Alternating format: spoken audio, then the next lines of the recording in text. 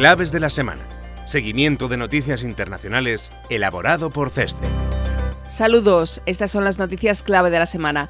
La cotización del oro registró un nuevo récord histórico. Avanza el proceso de ratificación del Acuerdo de Libre Comercio entre la Unión Europea y los países de Mercosur. Aumenta la tensión entre Venezuela y Estados Unidos. Indonesia, protestas violentas fuerzan cambios en el Ejecutivo. En Tailandia les hablamos del nuevo gobierno de transición. En el conflicto en Oriente Medio, el corte de cables submarinos tensiona aún más las relaciones entre Israel y la milicia hutí. Les hablamos también de Angola porque el Fondo Monetario Internacional recorta las previsiones de crecimiento del país. Estados Unidos presenta unos decepcionantes datos de empleo. Y terminamos hablándoles de Francia y del debate que genera la viabilidad fiscal de este país. Comenzamos. La cotización del oro registró esta semana un nuevo récord histórico al superar los $3.500 por onza. En el último año, el precio del metal se ha incrementado más de un 40%, superando con creces las previsiones. Este comportamiento se ha sustentado en el considerable aumento de la demanda, tanto por parte de organismos institucionales como de la comunidad inversora. Algunos bancos centrales, como el de China, están reduciendo su cartera de bonos norteamericanos. En su lugar, están incrementando la compra de oro con el objetivo de limitar su exposición a hipotéticas sanciones impuestas por Estados Unidos. Al mismo tiempo, la creciente incertidumbre geopolítica y económica están provocando un aumento de la demanda de activos considerados refugios, como los metales preciosos, por parte de los inversores. Estas dinámicas muy posiblemente persistirán o se acentuarán en los próximos meses. Algunas estimaciones sugieren que el precio del oro podría superar los $4.250 la onza a lo largo de 2026. Les hablamos del acuerdo entre Mercosur y la Unión Europea. La Comisión Europea inicia el proceso de ratificación del Acuerdo de Libre Comercio con Mercosur, formado por Argentina, Brasil, Uruguay y Paraguay la semana pasada, y busca aprobarlo antes de que termine el año, aprovechando la presidencia rotatoria de Lula da Silva. El pacto crearía una de las mayores zonas comerciales del mundo, con 700 millones de consumidores, eliminando gradualmente aranceles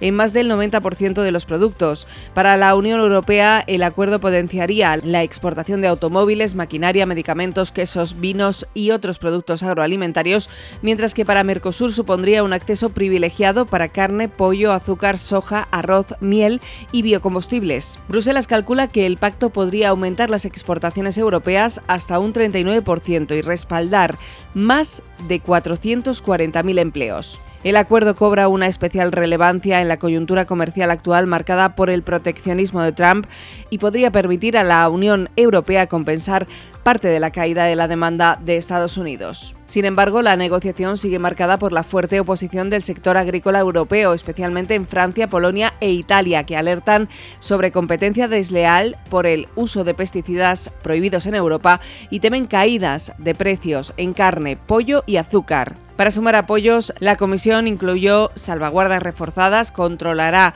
las importaciones de productos sensibles y abrirá investigaciones automáticas si las entradas o los precios se alteran más de un 10%, pudiendo suspender la liberalización arancelaria. Además, activará un fondo de compensación de 1.000 millones de euros anuales para cubrir daños climáticos y disrupciones de mercado. El Parlamento Europeo y los 27 Estados miembros deberán dar su aprobación, aunque para bloquear el pacto se necesitaría el rechazo de al menos 4 países que representen el 35% de la población de la Unión Europea. Más noticias. La disputa entre Washington y Caracas escaló esta semana tras una serie de incidentes en el Caribe que han elevado la tensión a niveles inéditos.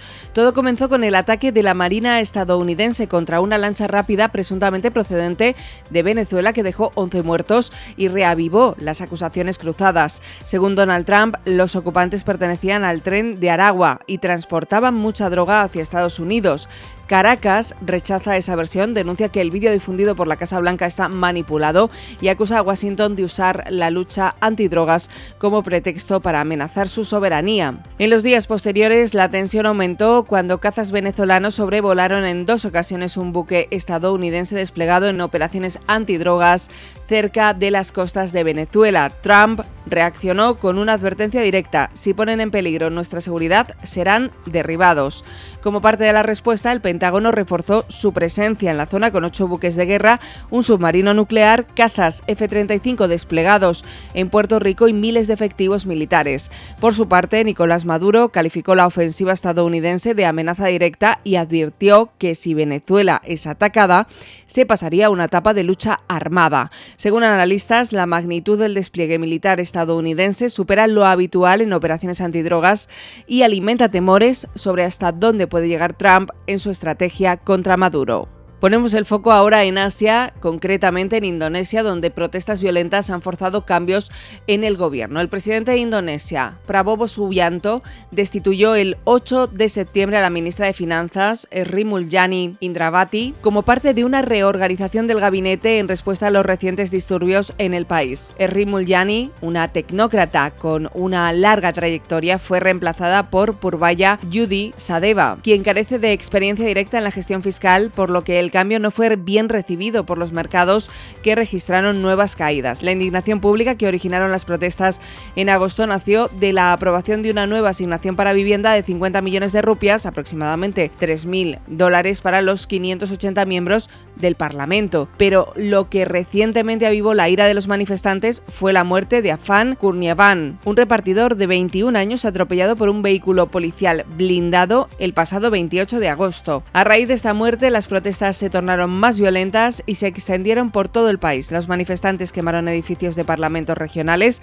y exigieron la renuncia de funcionarios de alto rango, incluida la ahora exministra de Finanzas.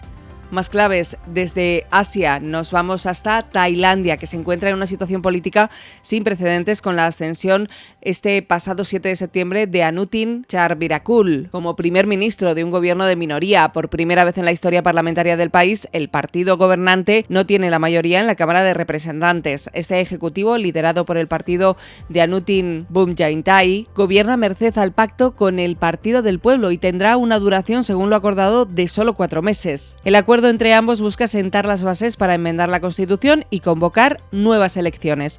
Sus socios de investidura confían en que este periodo de transición será suficiente para ganar apoyo de cara a las elecciones. Sin embargo, este pacto ha generado un intenso debate interno en el Partido del Pueblo, que tradicionalmente se opone al sector conservador. El nombramiento intenta cerrar también la crisis política provocada por la caída del gobierno anterior, liderado por el partido Pheu-thai, tras la destitución de la ex primera ministra Paetongtarn Shinawatra, a raíz de la filtración el pasado mes de junio de una llamada telefónica con el ex primer ministro camboyano Hun Sen. En la misma, Paetongtarn denigró a un comandante militar tailandés y parecía ceder en la disputa fronteriza entre ambos países. Nos fijamos ahora en el conflicto en Oriente Medio. El 6 de septiembre, algunos países de Asia Central y Oriente Medio, entre ellos Emiratos Árabes Unidos, la India y Pakistán, registraron interrupciones en el acceso a Internet como consecuencia de la rotura de varios cables submarinos de fibra óptica. NetBlocks, la organización no gubernamental que monitoriza el funcionamiento de la red a nivel global, detectó una serie de cortes cerca de la ciudad saudí de Jeddah, en el Mar Rojo. De momento se desconoce la causa. Se baraja la posibilidad de que haya sido un acto de sabotaje perpetrado por la milicia hutí en el contexto del conflicto que mantiene con Israel.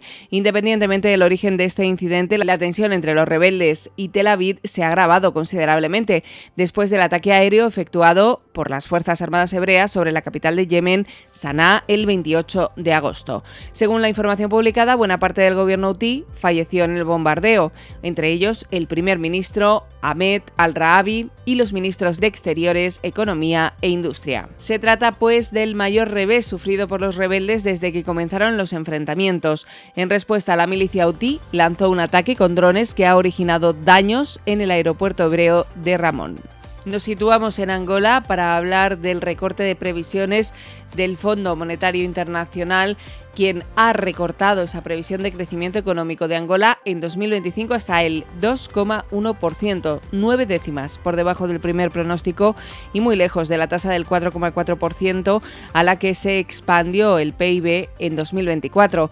La principal razón para ello es el descenso en los ingresos por exportaciones de petróleo, que es consecuencia tanto de una contracción en la producción nacional como de la rebaja de la cotización del oro negro en los mercados internacionales. Además, Bruselas, si bien el fondo considera que la capacidad de pago del país es adecuada, ha alertado de los crecientes riesgos a la sostenibilidad deudora del país, recalcando que es crítico que Luanda racionalice gastos. Por último, el Fondo Monetario Internacional también ha recomendado una mayor flexibilidad cambiaria con el fin de que el tipo de cambio sirva de amortiguador para shocks externos. Nos fijamos ahora en Estados Unidos y en sus datos de empleo. Estados Unidos solo creó 22.000 puestos de trabajo en agosto, muy por debajo de los 79.000 creados en julio y de los 75.000 previstos por los analistas económicos. Además, las cifras revisadas del mes de junio reflejaron una destrucción de empleo, la primera vez que ocurre desde la pandemia de COVID en 2020.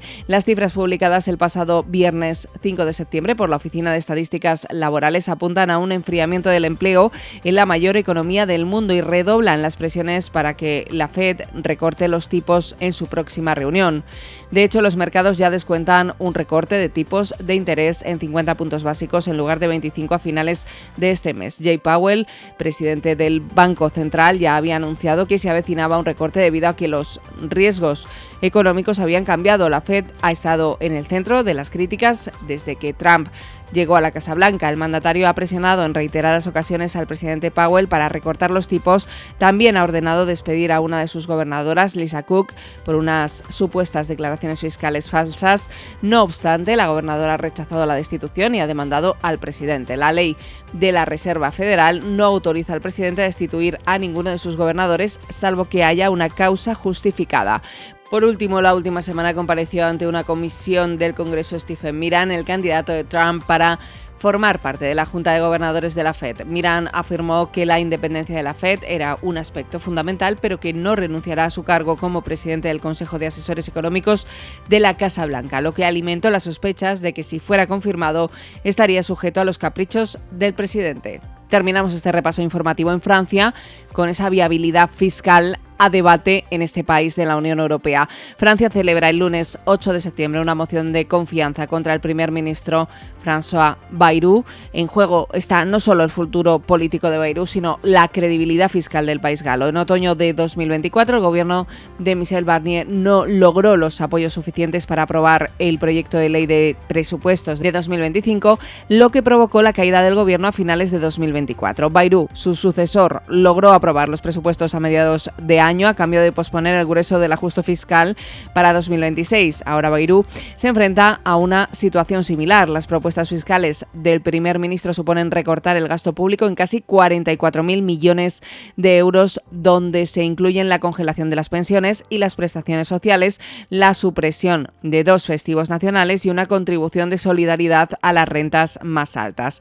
Con ello, el primer ministro espera una rebaja del déficit público hasta el 4,6% del PIB, en línea con lo que le exige Bruselas. Francia lleva desde el año 2009 registrando un continuo desequilibrio en sus cuentas públicas, lo que ha llevado a la deuda pública a situarse en el 113% del Producto Interior Bruto. La compleja situación fiscal del país se ha agravado como resultado de las bajas tasas de crecimiento que registra desde el inicio de la guerra de Ucrania y se ha visto reflejada en la evolución de la rentabilidad de deuda pública a 10 años, que ahora se sitúa por encima de la de países como Italia, España o Grecia.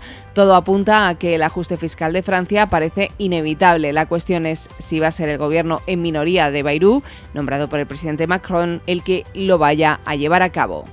Y hasta aquí nuestro repaso de noticias internacionales. Recuerda que puedes consultar más desde el apartado de comunicación Claves de la Semana en nuestra web ceste.com.